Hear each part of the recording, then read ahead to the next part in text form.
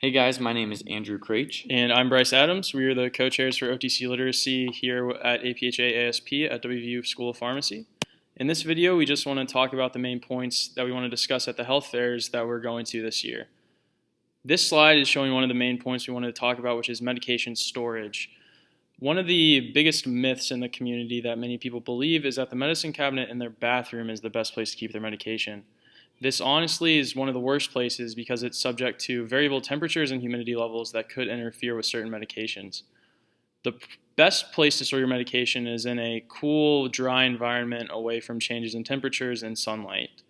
Alongside medication storage and making sure the medication is in a good environment, we want to talk about child safety, making sure that the medication's outside the reach of any children that may be in the household, just so that they don't have an accidental poisoning.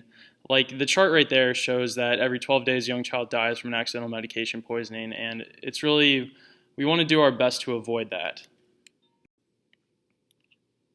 Drug label information is another really important thing that we want to discuss with patients. A lot of people don't really go beyond the front of the package, and although there is some information on the front of this package, there's not nearly enough good information to make an informed decision about what you should take. We should really be looking at the entire drug label, not just the front part that tells you that it's cherry flavored and it's nighttime cold and flu. When you dive deeper into the actual drug label, you'll find some really important information, like all of the active ingredients and how much of them are in the drug.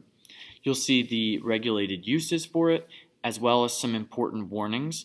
And these are really great to read because some people might not know all of these things. For instance, you shouldn't have 3 alcoholic drinks in a day where you're going to ever take NyQuil.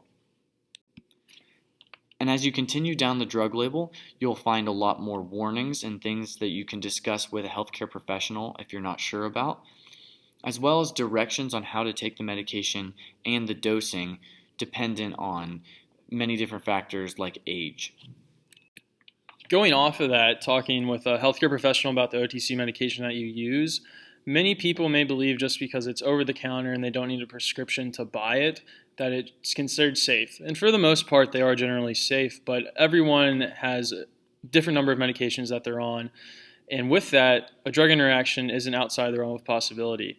Because of that, we just want to highlight how important it is to discuss with your pharmacist or primary care physician the OTC medications that you might be on, just to maybe highlight some potential drug interactions that the patient should be on the lookout for while they're taking these over-the-counter medications to get over a cough or just help themselves feel better in general.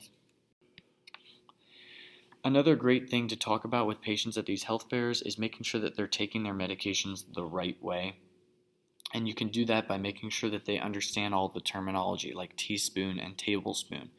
Just because you would use a spoon at your table at home does not mean that it is a true tablespoon. A tablespoon should contain 15 milliliters, but a lot of patients don't know that. These are standardized amounts, and patients need to understand that.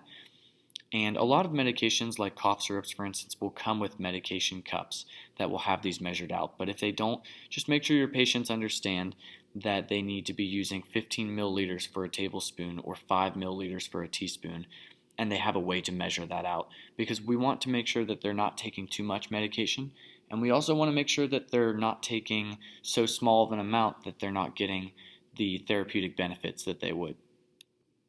One way that we wanted to make our portion of the health fair be a little more interactive is this pills versus candy game. It's a little physical booklet that we had made just to use as some friendly competition between the patients at the health fair. I've used it before with children and their parents. On each slide, there's a picture of a piece of medication and a piece of candy. You just have them guess which is which, and on the next slide it reveals which one was the medication and which one was the candy, and they can keep a little tally between themselves to see who has more right.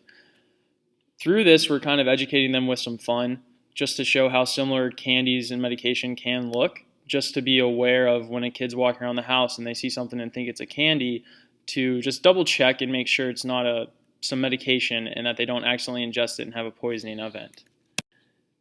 This is in the same vein as the booklet. It's more of a just laid out group of pictures showing how similar candy and medication look, and it also has the poison control number so that in worst case scenario a child does ingest some medication that they thought was candy and have poisoning, they know what number to call to get the assistance they need to make sure that their child is okay. So thanks for helping out, guys. We know you're going to have a great time at the health fairs, and especially if you come prepared and you have things to talk about with these patients, you're going to really make a big impact for them. Yeah, thank you so much for watching our video and helping us out. We really appreciate it.